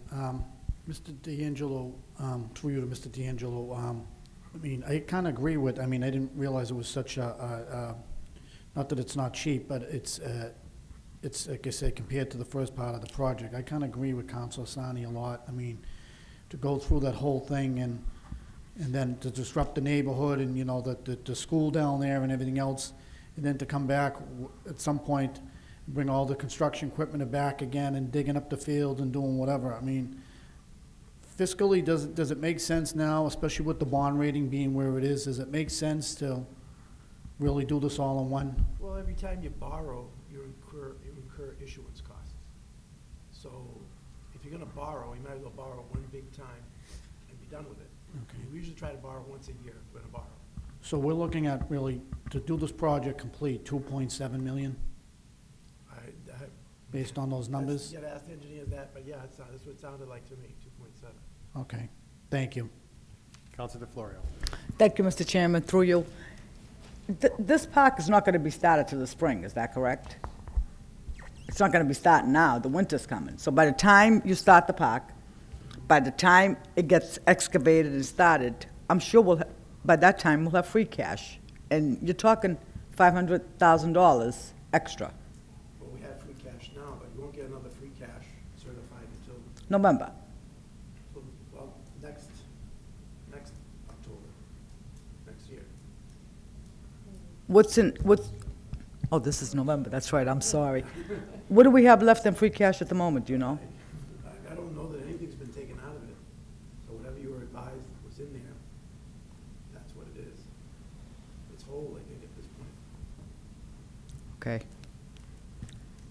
All right. I believe it was $5 million. I mean, what I saw was about $5 million in free cash. So if we have $5 million in free cash, why go out to bond the other $500,000, is what I'm saying. We could use $500,000 out of free cash when the time comes, because once this park gets started, maybe 2.2 is not enough. You're always gonna find problems, you're always gonna find things that cost more money. You're always gonna come into a problem, say, well, we went to dig this and we found a pipe under here. So the 500,000 might become $1 million, You know what I'm saying? You don't know. So my point is, just approve the $2.2 million and then take the money out of free cash if we need it. But the park definitely needs to be done. It's not fair to also the children that go to St. Anthony School. This park desperately needs to be done, so I will be approving this tonight. Thank you. Council Mangan. Thank you, Mr. President. Mr. D'Angelo, again, I mean, I kind of agree with what Council DeFlorio just said about taking it from free cash, but in terms of what do you, in your opinion, what do you believe is the best thing? I mean, taking it from the free cash, maybe even doing just for that 500,000 or whatever, I mean, doing a short-term bond, whatever, I mean, what, in your opinion, you believe is the best route to go? My opinion would be the best way to go is to borrow it. To borrow it? Okay, now what about, example, if we used the 2.2 million for a long term, but say the 500,000 or whatever it costs, say it costs 600 or 700,000 with cost overruns and so forth, would we be better off incorporating that all in the with the 2.2 or separating as like a short-term bond, you know, over, you know, maybe a 5-year bond or something like that, or? Well, yeah, I can present this all to our financial advisors, but you got 2.2 in front of you. If you want to change it, I mean, that's up to you. Maybe ask a question of the administration how they plan to fund it. I mean, I'm here to speak on the 2.2. I'm not going to spend the mayor's money or the city's money for them. I mean, Mr. President, I don't know if anybody would Counsel. disagree. Would it be benefit us to hold this off then for 2 weeks? I mean, as much as I want to approve it, I do want to approve it, but I want to make sure we go the right route with this. Sure, that's. And whether we do the 2.2 and then add 500,000, or the administration might say we want to take it out of the free cash. They might say, no, let's put it in the full bond. So I want to at least get somebody, you know, from the administration here to get, so we're all on the same page, that's all. I think it's advisable, Council, whatever the pleasure of the council is. If I could. Council Hanlon. If I could. Mr. Chairman, I understand what we're all saying, but you got to understand. Is it, I'll I'm make it- sorry, Council, is this a question? Because we kind of like broke into. Well, we got to. Absolutely. Say this statement first, then I can ask Absolutely. for verification. Go right ahead. If you own a home and you have to fix the porch, and then you want to fix the roof 6 months later, wouldn't be very wise to borrow all the money now because you're paying interest on that roof, because you're going to borrow that money. And the same thing would apply here, Dominic, Mr. D'Angelo, that if we borrow the $2,200,000, we start paying interest on it. The $500,000 may not come along for a year, but in the meantime, we would have been paying interest on that $500,000. So you don't want to borrow that. The best way to do this would be to, borrow $20 a week, whatever you're going to spend, and that way you'll never have to pay interest on it. But, being stupid, but, so we wouldn't want to borrow that $500,000 ahead of time because we're just going to cost us money. All you're doing tonight is authorizing 2.2. Right. You can come back in 2 weeks and authorize another 500. Come back in another 2 weeks and authorize another 500. We're not going to borrow this till the spring. Well, and another thing too, if I may, Mr. Chairman? Go ahead, I don't wanna- Counselor, go ahead. But we can't change that to $500,000 because it's got to come from the mayor. Yes. He would got to Yes. recommend that $500,000. We just can't say add $500,000 to this. This has got to come from the mayor's office. If you look in the order, it says that we can borrow 2.2, and then the mayor with the treasurer will borrow that money, and the mayor will order him to do it. We can't order the treasurer to go out and get another $500,000. Like I said, I would vote for the 2.2 tonight, and then if you need more. If there's no other questions, excuse with the customer, Well, unless you have something. there are. Okay. But before we go any further, just for the chair's enlightenment, do we have all the personnel the councilors feel here present in order to vote on this? Because if not, because there's been some sentiment of maybe getting information within 2 weeks, but if the body feels that everyone that they need to have questions answered from is in the chamber, then we'll continue. Otherwise, it might be better to hold this off for the next meeting. So unless anyone sees someone or does not see someone they want to speak to, we'll continue. Does anyone see anyone they want to talk to that's not here? Okay, we'll continue then. Next on the line is Councilor Napolitano. Thank you, councilors. Actually, Mr. President, I don't have any questions. I want to speak on the piece before, when we make our motion. I'll make sure we get to you, Councilor. Thank you. Councilor Sani. Thank you. You mentioned you won't go out to bond till spring. Is that, when you go out to bond, are you bonding not just 2.2, are you bonding like large? Bonding everything that we have. that's Everything you have authorized, that's out yes. there? So if they decided in a few weeks and the mayor knows that we are concerned to have this whole project done, then we could go out and bond for the rest of it? Okay, thank you. Councilor Sachetta. I somewhat agree with Councilor Hanlon. This came from the mayor at 22,000, 2,200,000. It went to committee for 2,200,000. That's all we should be voting on, is 2,200,000. There shouldn't be any more discussion on it. It should be flat, let's go with it or against it. That's about it. We spent a half an hour talking whether we should go with 2.5, 2.7. It came from the mayor with 2.2. It went to committee for 2.2, and that's what we should vote on, 2.2. Yes or no? Thank you, Council. Are there any other questions of our guests? Seeing none, we'll excuse customary thanks. Thank you very much, gentlemen. And The next individual is Councilor Napolitano. Thank you. Yeah, like I said, when this came in committee, I was not real happy about it, only because of the amounts of continuing to borrow. You know, all of us come up here, we look our constituents in the face, we talk about the tax rate, we talk about how we're trying to save money, at the same time improve the city.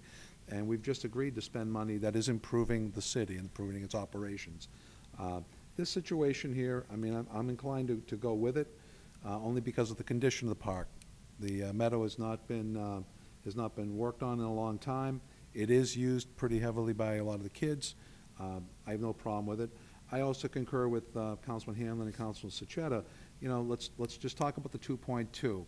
The reason why these is broken up into projects is so you're not borrowing it all at once, spending it all at once. You know, there's room in here that, you know, perhaps the job won't come out to be 2.2. And maybe that'll leave some extra money that can be put toward the Phase 2 portion of the project.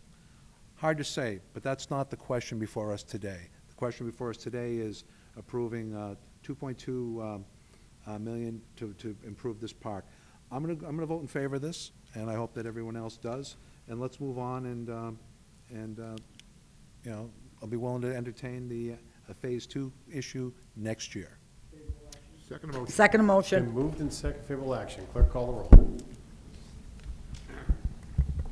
Counsel Delasole. Yes. Counsel DeFlorio. Yes. Counsel Hanlon. Yes. Counsel Mangan. Yes. Counsel McKinnon. Yes. Counsel Napolitano. Yes. Counsel Sachetta. Yes. Counsel Sani. Yes. Counsel Capone. Yes. 9 yeas, 0 nays. 9 yeas, 0 nays. You voted favorably. And I believe, Councilor, at the time you, okay. Is there a second to suspend the rules? It's been moved and seconded to suspend the rules. Take item number 10. All in favor? Aye. All opposed? So moved. Clerk will read item number 10.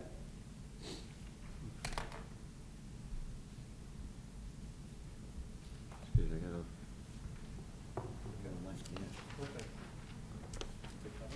No. Yeah, it's got a little light head. Committee of the Whole report, the city appropriate the amount of $850,000 for the purpose of paying additional costs of remodeling projects at the Pollen School, including the payment of all costs incidental or related thereto. That to meet this appropriation, the treasurer, with the approval of the mayor, is authorized to borrow said amount under and pursuant to Mass General Law, Chapter 44, or pursuant to any other enabling authority, and to issue bonds or note of the city thereof. Accept the committee report, place on file, and favorable action on the order. Second. Moved and seconded to accept the committee report, placed on file, and move favorable action. Clerk will call the roll.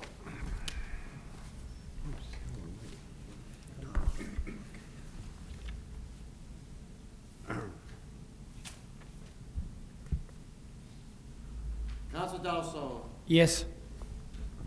Counsel DeFlorio. Yes. Counsel Hanlon. Yes. Counsel Mangan. Yes. Counsel McKinnon. Yes. Counsel Napolitano. Yes. Counsel Sachetta. Yes. Counsel Sani. Yes. Counsel Capone. Yes. 9 yeas, 0 nays, Mr. President. 9 yeas, 0 nays. You have voted favorably. Clerk will revert back to the first, unless there's anyone else in the audience on any pieces. The clerk will revert to the regular order of business, item number 1. Item number 1 is an order sponsored by Counsel Fred Capone as president to accept a donation of $25 from Benjamin Sire to support the Office of Human Services Emergency Services Program. Mr. President, if we can make a motion to, if we could actually have item number 2 added to this also, vote on it collectively as one. Okay. Is there a second on that? It's been moved and seconded to suspend the rules, take items 1 and 2 collectively. All in favor? Opposed? You have so moved. Clerk will read item number 2. Item number 2 is an order sponsored by Council Frank Caponas, President, to accept donation of $2,015 from the Sons of Sonia Association to the City of Everett Sister City Student Exchange Program. Favorable action, Mr. Chairman. Send a letter of thanks. It's been moved and seconded to accept the donations with a letter of thanks to the donor. All in favor? Well, actually, it's a roll call. Clerk, call the roll. Council DeFlorio. Yes. Council Hanlon. Yes. Council Mangan. Yes. Council McKinnon. Yes. Council Napolitano. Yes. Council Sechetta. Yes. Council Sani. Yes. Council Capone. Yes. 9 yeas, 0 nays, Mr. President. 9 yeas, 0 nays. You have voted favorably. I believe the next item is item number 6, Yes. if I'm correct. Very good. Clerk, read item number 6. Item number 6, Committee on Government Operations, Public Safety and Service report that the city reviews snow plowing procedures and policies as to enforcement of the snow removal ordinance in preparation for the winter season. With a recommendation, refer back to sponsor. Accept the committee report and refer back to sponsor. It's been moved and seconded to accept the committee report and refer back to sponsor. All in favor? Opposed? You have so referred.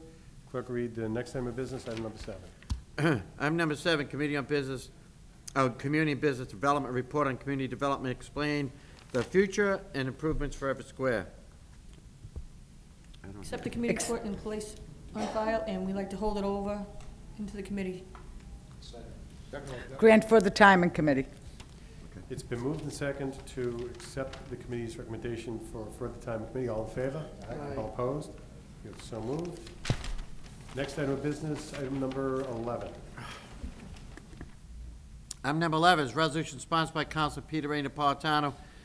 The Everett Police Department consider equipping the officers with body cameras with recommendation that the matter be referred to the mayor for further discussions, that the opinions be provided by the city solicitor, police superior union, and police patrolmen's union on the utilization of body cameras. Councilor Napolitano. Did we ask the city solicitor to come up? I have a communication. Oh, we did? Good afternoon, ladies and gentlemen. I apologize for the late correspondence. However, with respect to item 11 on tonight's agenda, Chief Mason will not be available as he will be in training today and tomorrow. As the issue was briefly discussed with Captain Basteri during the previous council meeting, at this time, regrettably, there would not be anything new to report on this at this meeting. Would you still like to have the solicitor Please. before us? If we could, Madam Solicitor? And if you would, please, for the record, state your name. Good evening, Colleen Mahia. Thank you, Madam Solicitor. Councilor Napolitano. Good evening, through the chair. Have you ever found any other information, anything what other communities are doing, or how this would affect our relationship with our own law enforcement?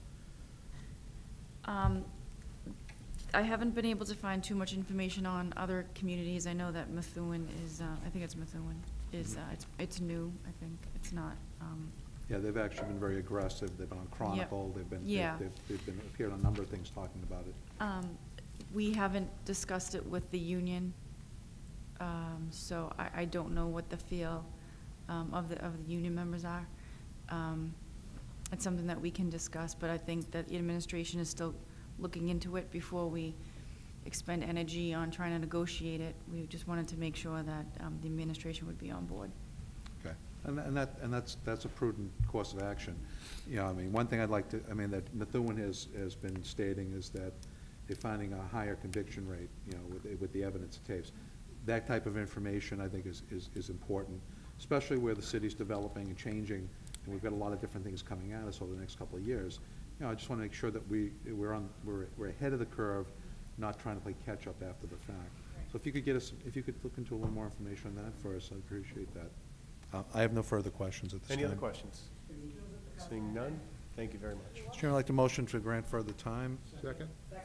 It's been moved and seconded to grant further time to our next meeting, or do you want to go to a later date? Let's give it a month. Okay, so. Meeting after next, the second meeting of November. Okay. Is there a second on that? Second. Moved and second to grant further time to our second meeting in November. All in favor? Aye. All opposed? You have so moved. Clerk will read the next item of business, item number 15. Item number 15 is a resolution sponsored by Council President Frank Capone. that the city services and city engineer provide information regarding flooding concerns on Cottage Street behind Park Plaza and the culvert area on Spring Street. Additionally, is requested all other known areas of frequent flooding throughout the city be identified, and that information as to what steps have been taken or will be taken to address these issues will be provided. Refer to the next meeting? If I may, from the chair would entertain a motion, unless there's a different feeling, because it is citywide, chair would entertain a motion to refer this to a committee of the whole and invite. So moved. members. Second. It's been moved and second to refer this to a committee of the whole, inviting a representative from the mayor's office and any other department that would be necessary to respond to the issue. All in favor? Aye. All opposed? You have so referred. Clerk, read the next item of business, item number 16. Item number 16 is a resolution sponsored by Council Peter A. Napolitano that a representative from the mayor's office of the city solicitor appear to discuss the process that residents go through to file a property claim for damage occurred by city snowplows or plow contractors. Some claims from last fall are still resolved. Councilor Napolitano. Still unresolved. Can we ask the city solicitor to come before us? We could, but there's something. Would it be more prudent to hold this to our next meeting to give them time Well, to? it's a point that Councilor Hanlon had made earlier, and then we can ask our city solicitor if she's prepared to speak on it. I just want to make sure that we're all on the same page. Under our charter, we're supposed to give our guests 7 days advance notice and in writing the questions that we're asking. What we've had is we've had guests who have been gracious and have come forward, and they've been willing to answer sooner. If the individual is willing to address the issue prior and waive that contingency with regards to written notice in 7 days, it's on them to do so. Otherwise, under our charter, they're not required to do so. So I don't know if the solicitor is available and willing, if you would prefer to have questions sent out to you and give you the full notice. It's your call. Okay. If the council would like, we could have the solicitor before us. Okay. Madam Solicitor, if you could please come before us. Thank you, and for the record, if you could just introduce yourself. Excuse me. Colleen Mejia.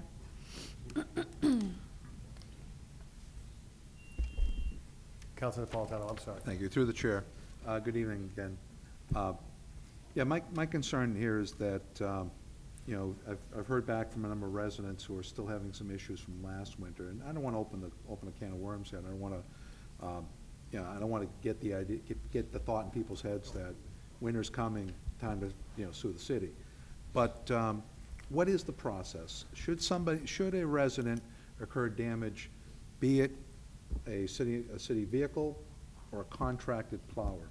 What is the process for submitting a property damage claim? First, I'd just let you know that I'm the risk manager for the city, so my office handles all the claims. To initiate a claim, to file a claim, all claims are filed with the city clerk, and then the city clerk processes them and then sends a copy to my office, and we forward them to our insurance company. Last year was an incredibly busy winter, and we had many claims, record number of claims filed, and most of them have been processed and either paid or denied and off the, closed. So there are a few that are still remaining. There are some documents that might take longer to look for, and so with, and maybe different departments kind of getting together and coordinating different information. So sometimes that takes a little longer, but for the most part, we've resolved many of the claims. What I guess one thing I'm looking to clear up is I've been told by a resident that they were told that it was a contractor that did the damage and they had to go through their insurance. Now, I know my understanding in the past, even in those situations, the city would work as a liaison. The city did not, separate itself from the responsibility. They're hiring a contractor, even if the contractor creates the damage. Isn't there some interaction with the city, or do we just leave it for the resident to figure it out on their own? We require all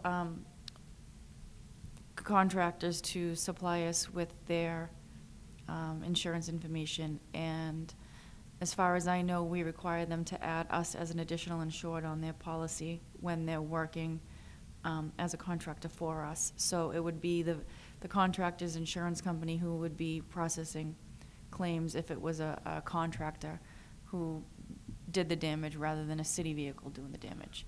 Would a resident be instructed that the damage was done by a contractor and that they needed to go through there and that the city, not to go through the city? So initially, it would go through us, It and would we go through would the city. file it, and we did with this, this particular person, and we've. Which person would The- that be? the- I'm aware of 3, but that's Yep. okay. So we forwarded it to our insurance company, and then I believe at that point, we found out the date, the time, and the DPW looked at its log and discovered that it was a particular contractor who was doing the work. And so with that contractor, the paralegal in my office investigated what insurance company they use, and I'm not sure if she communicated that information to the resident, the property owner, specifically, but that's usually what they do. Because our insurance company will say, well, the city's insurance isn't gonna cover it because we're not liable. The contractor has insurance, so it needs to be processed through that insurance company. Will they be able to follow up through the city, or are they then at that point limited to just corresponding with the contractor and his insurance company? And my office is always happy to help. Okay. All right, thank you. I'll pass that Councilor McKinnon. information on to these people. Through you, Thank Mr. Chairman, to the city solicitor. How much do they have to be bonded for? We usually require, I believe it's $1 million. That's the for minimum. snow removal and the plowing? For general liability, General and then they liability. have workers' comp, insurance. But a minimum of $1 million for liability. So 1 million. Okay, Yep, thank you. You're welcome. Any other questions? Seeing none, thank you very much, Madam Solicitor. Councilor Napolitano, what is the pleasure of the peace? I'll pass the information on to the individuals that reached out to me about this, and at this particular time, we'll just refer this back to sponsor. Moved and second, refer item 16 back to sponsor. All in favor? Aye. All opposed? You so moved. Clerk will read the next item of business, item number 17. Item number 17, resolution sponsored by Councilor Pino Napolitano and Councilor Rosa DeFlorio. Police chief appeared before the Government Operation Public Safety and Public Service Committee to provide an update on the after-hour issues in the School Street Municipal Parking Lot. Refer to Government Operations, Public Safety, and Public Service Committee. And inviting the police chief. Inviting the chief. Anyone else? Mr. Chairman, excuse me, Counsel. through you. I don't know if this would be applicable, because the problem, there's light in there also, that there's a problem, so I don't know if we can combine to have somebody come from engineering. The lighting is terrible in that parking lot.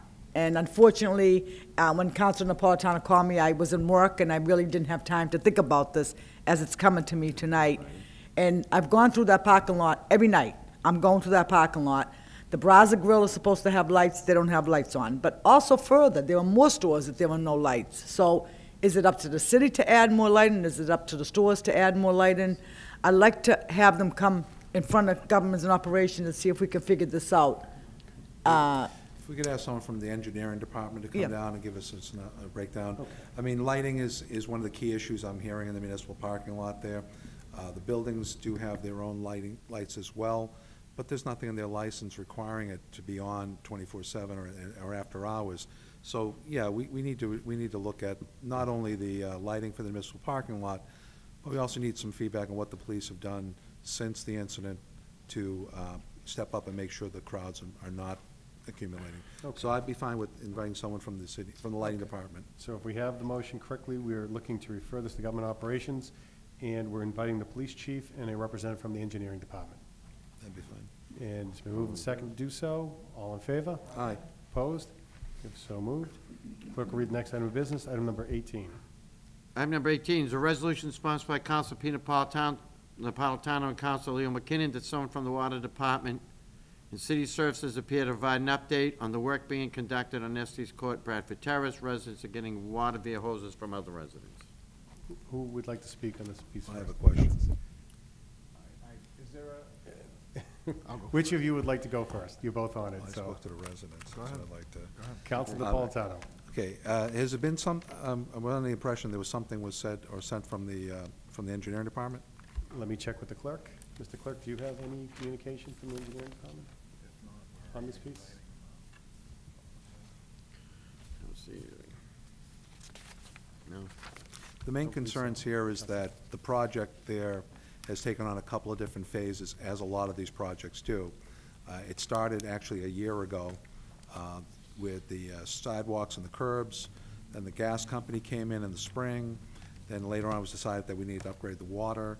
I walked down there, I was there last week, speaking to some of the residents. There are hoses everywhere. People are getting their water from their next door neighbor. In one house, there's leaking coming in the house from the feet into their basement, and they have no idea. They said their workers were out there, and then earlier that morning, they got pulled off and said, well, we're being sent to another job, and they've never been back. So between the hoses, now it's getting cold, you know, I mean, the residents there are just looking for some type of timetable, some type of what the expectation would be, when this would be completed, and then the street paved. But the street's it's been a disaster area down there for almost a year now. And I'd just like to get some idea of when. My colleague has some additional information. I'll relinquish the floor.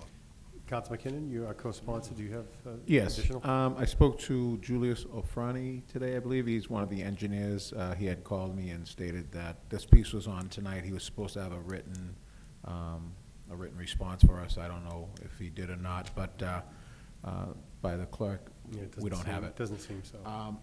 What he had said to me was that one of the companies was going out there today to actually take out the hoses, and then they were actually, once that was done, they were gonna tie it in to do water testing, and they were going to actually pave the streets at that point. But since he did not do the written response back, I mean, that's what I'm going on, but I wanted it in writing, so I'd rather see it in writing, to be honest with you, so. I think that we should probably. Motion. Okay.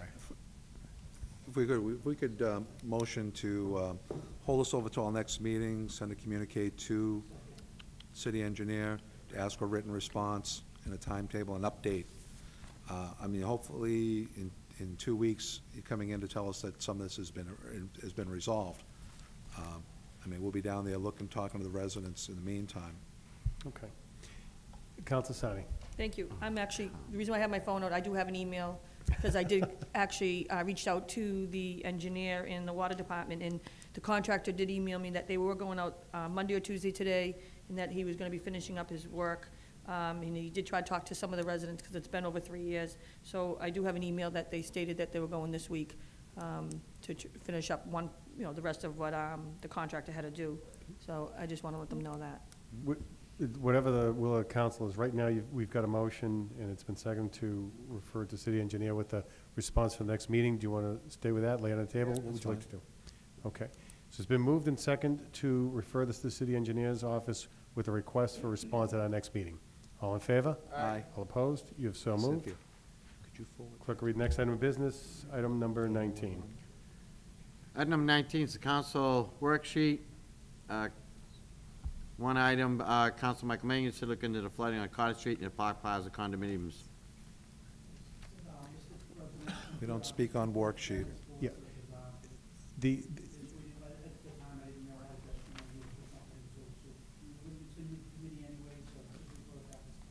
it's been moved and second. Is there a second on that? Moved and second to refer item number 19 back to sponsor. All in favor? Aye. All opposed? You've so moved. Clerk will read item number 20. Item number 20 is an order sponsored by Council President Fred Capone to call for the municipal election for Tuesday, November 3rd, and the setting up of the polling places. Favorable action? It's been moved and second favorable action. Clerk, call the roll. Council Della Sola. Yes. Council DeFlorio. Council Hanlon. Yes. Council Mangan. Yes. Council McKinnon. Yes. Council Napolitano. Yes. Council Sachetta. Yes. Council Sani. Yes. Council Capone. Yes. 8 yeas, 0 nays, Mr. President. 8 yeas, 0 nays. You have passed the order. Clerk will read the final piece of business, item number 21. Item number 21 is calling for the setup of the polls. First one was calling for the election. Yes, this was setting up the polls. It's been moved and second favorable action. Clerk, call the roll. Council Della Sola. Yes. Council Hanlon. Yes. Council Mangan. Yes. Council Marquez. Oops. Counsel McKinnon? Yes. Counsel Napolitano? Yes. Counsel Sechata? Yeah. Counsel Sani? Yes. Counsel Capone? Yes. 8 yeas, 0 nays, Mr. President. 8 yeas, 0 nays, you've passed the order. Before we adjourn, before we entertain a motion to adjourn, Chair, this is our final meeting before the election, and I'd just like to wish all the individuals here and candidates at large, good luck. Chair will entertain a motion to adjourn. So we move and second to adjourn. All in favor? Opposed? You have adjourned.